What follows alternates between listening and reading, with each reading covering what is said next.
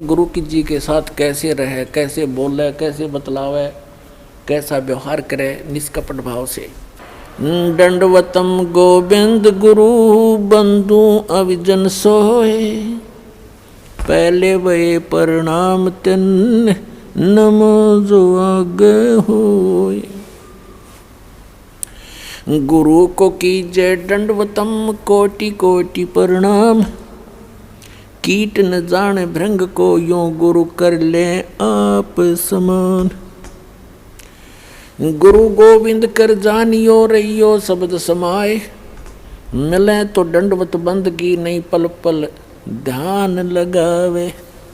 गुरु मानुष कर जानते ते नर कहिए अंध, महा दुखी संसार में फिर आगे काल के फंद।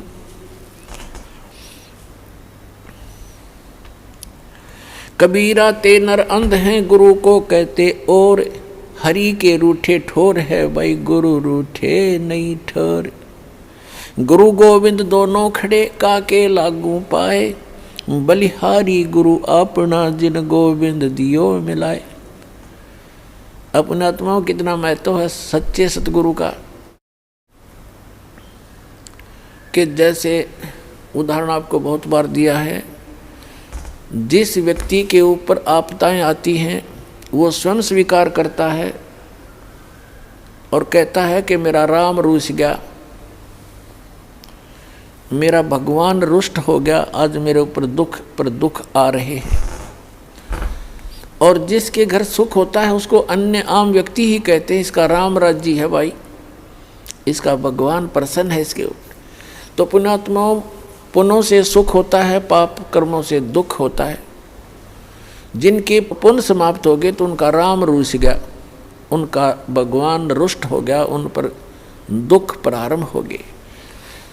तो जैसे आप खेत में कहीं मजदूरी करने जा रहे हो या कहीं पर भी आप एकांत स्थान पर कोई मटका पानी का भर के ले गए और सारा दिन पीते रहे, जब तक पानी चला तो नो प्रॉब्लम, और पानी जल खत्म हुआ तो हुई प्रॉब्लम, प्यासे मर जाओगे। पुनः उसको नहीं भरा तो कहाँ जाओगे?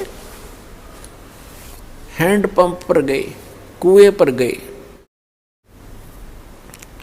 हम यहाँ हैंड पंप लेकर चलेंगे जिससे एक सटीक उदाहरण बन जाता है।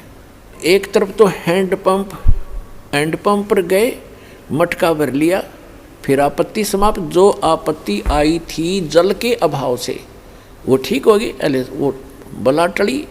ऐसे ही जो पुण्यों के अभाव से आप पर आपत्तियां आ रही हैं, तो यही फिर राम नाम के पुण्यों का घड़ा फिर भर देंगे। कहाँ से? गुरु रूपी हैंड पंप पर जाना पड़ेगा आपने। तो ये समझ लिए गुरु जी हैंड पंप है और एक मटके में जल रखा है। एक तरफ हैंड पंप खड़ा है, नल है पानी का, एक तरफ मटके में जल भरा है।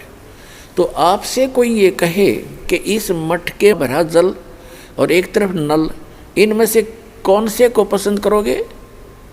तो इतना तो बेईमान होना ही पड़ेगा हमने, भाई नल चाहिए हमने, तो मटके का तो पानी तो शाम तक भी ख़त्म हो ले, और हैंड पंप मत कितने भर ले मटके तो अभी ख़त्म नहीं हो। तो कहते हैं वैराग नाम है त्याग का 5 पति सोमा। ये जो काम क्रोध लोभ अहंकार मोह कहते हैं, अब इनकी दिशा बदल लो। बेईमान हो तो दान करने पर हो, बेईमान हो तो ऐसा बेईमान ना करे, ऐसा लोभ करे जो भक्ति मार्ग में आपको सहयोग देवे। कर्म फोड़न का बेईमाना लोभ करना अनुचित है।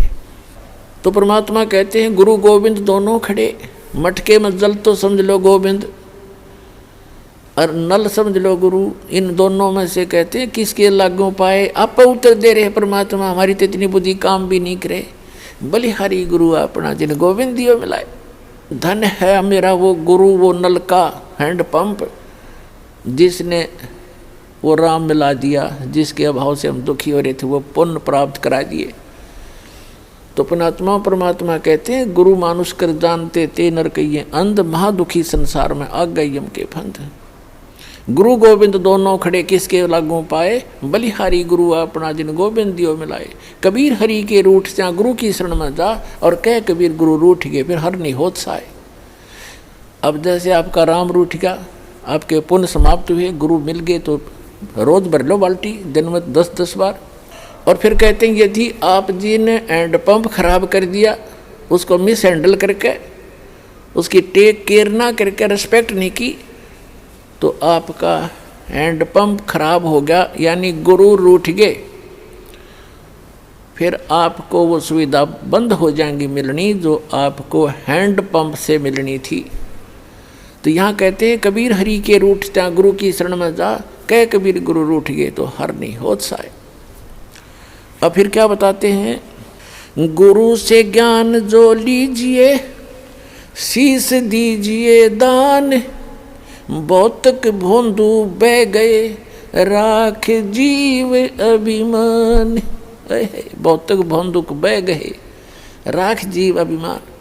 जैसे नित्यानंद जी कहते हैं ब्राह्मण कुल में जन्म था, मैं करता बहुत मरोड़, और गुरु गुमानी दास ने दिया कुबद गढ़ तोड़। तो सत्संग के हथौड़ों से, इस वचनों के हथौड़ों से हमारे अंदर जो गंध जमा पड़ा है या अभिमान का है, तो उसको तोड़ दिया जाता है सत्संग की चोट मार मार के। अब क्या अभिमान इस प्राणी का, अब चाहे कितना टीरी खा पाक रहा हो, 1 मिनट में अधरंग मार जा, बांगा मुँह हो जा, माखी लकड़र बड़े लाल पड़े टपके उस अपलातून के। क्या अभिमान इस मट्टी का, अपना पीछा छुटावे, कर्म बनावे, विनम्र होकर सत्संग में आवे। और कबीर साहब कहते हैं ऐसी बाणी बोलिए मन का आपा खोए, और उनको शीतल करे आप भी शीतल होए। तो इसके लिए अपने अभिमान को त्याग कर जो आप बात करोगे, देखना सामने वाला आत्मा कैसे गदगद हो जाएगी। तो एक भक्त के बोलने का, उसके चलने और बैठने का, उसके नज़र और देखने का तरीका नॉर्मल होता है, और तभी वो भक्त कहता है। एक वैसे बकवादियों की तरह चल रहा है, बकवादियों की तरह चश्मे लाओ और नो टेढ़ा देखे, वो तो ढेढ़ आदमी है, भक्ति करता है चाहे ना करता है। तो सत्संग के अंदर आकर के सत्संगी कहला करके, भक्त कहला करके, उसमें भक्त वाले गुण स्वाभाविक बन जाने चाहिए, तो सत्संग से उनका ज्ञान होता है। तो क्या बताते हैं, गुरु से ज्ञान जो लीजिए शीश दीजिए दान, और भौतुक भौंदू बह गए राख जीव अभिमान। गुरु समान दाता नहीं, याचक से समान, और 3 लोक की संपदा सो गुरु दीनी दान।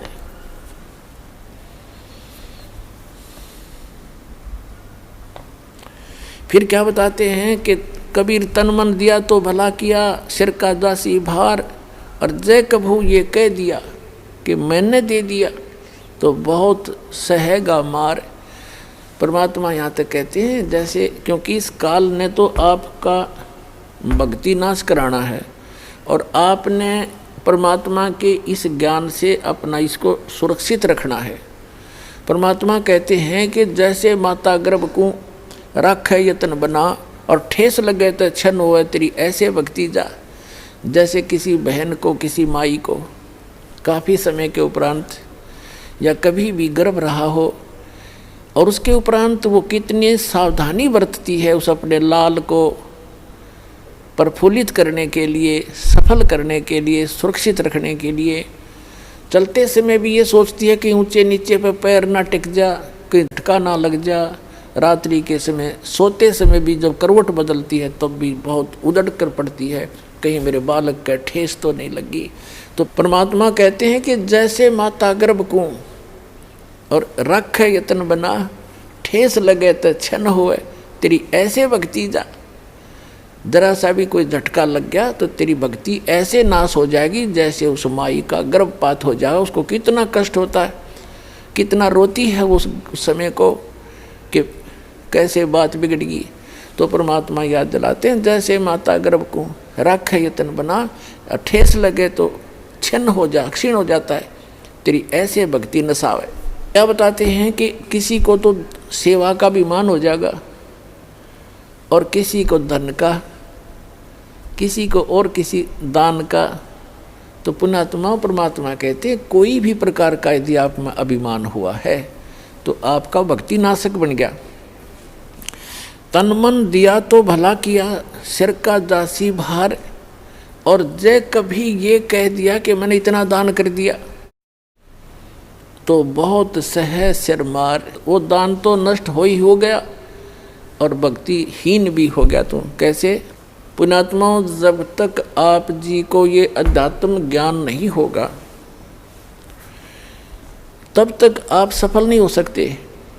इसलिए दास का उद्देश्य रहता है कि आपको मैक्सिमम अध्यात्म ज्ञान से परिचित कराऊं, मर्यादाओं से परिचित कराऊं,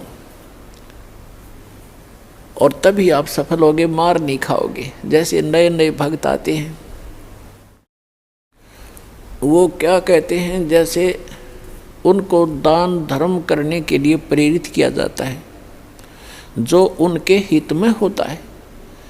पुण्यात्माओं, एक पुराने समय में जब हमारे पूर्वजों के पुण्य अच्छे होते थे, जब कभी कोई वर्षा ना होती थी, गांव के लोग इकट्ठे होते थे और एक सामूहिक भंडारा करते थे, कलेक्शन करके सब तय, और मीठे चौड़ बनाया करते और आपे बना के आपे खाया करते, बैठ कर भगवान तरस कराया करते। न्यों क्या करते, धर्म कर दिया, राम बरसेगा, और वो वर्षा हो जाया करती थी।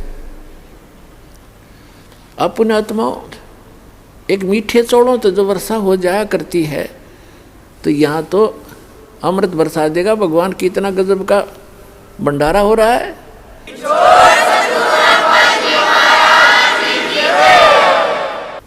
एक भक्त के साथ दो भक्त और व्यक्ति आगे, आम जैसे सत्संग में आम अलाउड करते हैं, आ जाओ भाई, आ जाओ, सत्संग भी सुन लेंगे।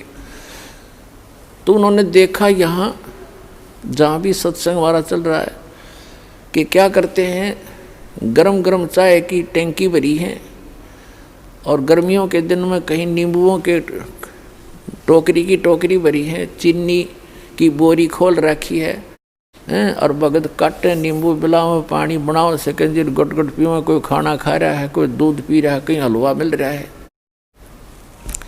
तो उन दोनों में से जो नए आए थे, उनमें से एक कहने लगा,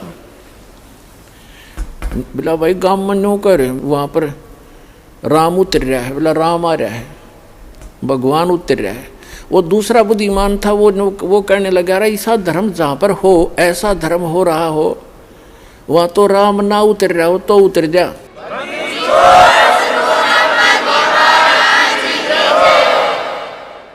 ऐसा धर्म यहाँ देखा मैंने, जो पुण्य यहाँ हो रहा है, कितने भंडारे चल रहे हैं, कोई चवन्नी तक कोई लेता नहीं, कितना खाओ कितना पियो।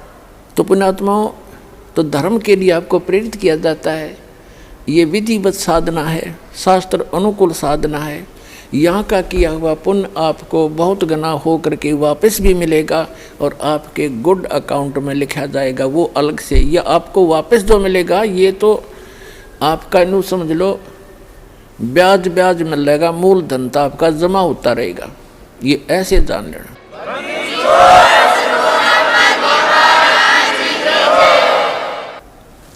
तो जैसे हम दान धर्म के लिए प्रेरित करते हैं, कहते धर्म तो दसके नहीं दसके तीनों लोक, और खैर आए तुम्हें खैर है कि जय तंपोख, धर्म का नाश नहीं होता।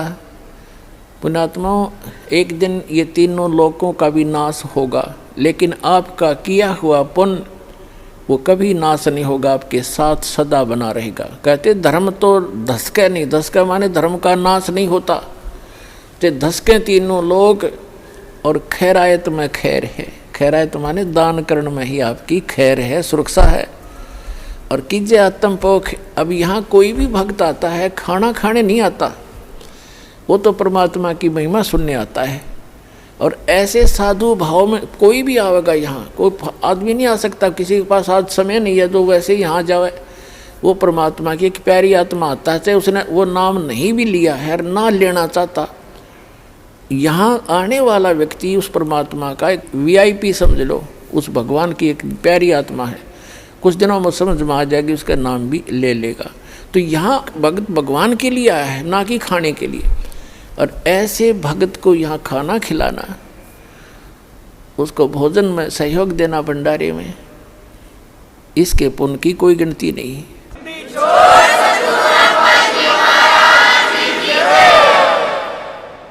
अब क्या प्रसंग चल रहा है कि जैसे कई भक्तों को प्रेरणा दी जाती है कि भाई आप जोत बोलो हवन के लिए, देखो पुण्यात्मा, हमारे कई प्रकार के पाप हमने इकट्ठे कर रखे हैं। जैसे एक दास ने एक वाणी बोली थी भगवान की कि मानत ना मन मोरा साधो, मानत ना मन मोरा रे, और बार बार मैं ये समझाऊं जग में जीवन थोड़ा रे। फिर क्या बताते हैं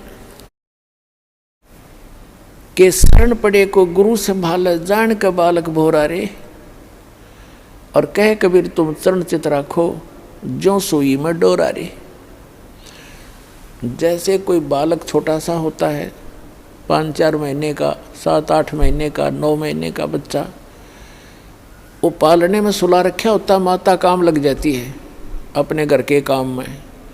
थोड़ी सी देर में वो रोने लगता है तो देख उसको पता लग जाता है माता को, या तो ये भूखा हो गया या इसने टट्टी पेशाब कर लिया। तो जाकर देखती है तो टट्टी पेशाब करके और सारे कपड़ों को भी खराब कर रखे, अपने पैर पूर भी खराब कर रखे हैं, हाथ हूथ भी लगा रखा है, टट्टी लगी उसके हाथों के। तो उस माता को वो बच्चा बुरा नहीं लगता, वो उसको उठाती है और नवाती है, खूब साफ करती है, उसके कपड़े धोती है, नए कपड़े पहनाती है, फिर लाड करती है, सीने से लगाती है। उसको मालूम है कि बालक है, इसको पता नहीं, इस अनजान है ये ऐसे सारा दोना टट्टी में सना पड़ा है, तो उसको बुरा नहीं लगता। माता को पता है, सब पता नहीं। तो इसी प्रकार आप जब यहाँ आए हो, इस कलयुग में पहुँच चुके हो, आप इतने पाप कर्मों से सन गए हो और आपको पता नहीं कितने पाप कर लिए, जैसे उस बालक ने कर लिए, उसको पता ही नहीं तू ये क्या कर रहा है। तो ऐसे अबोध जानता है भगवान आपको, ये सत्कर्म मान लेना।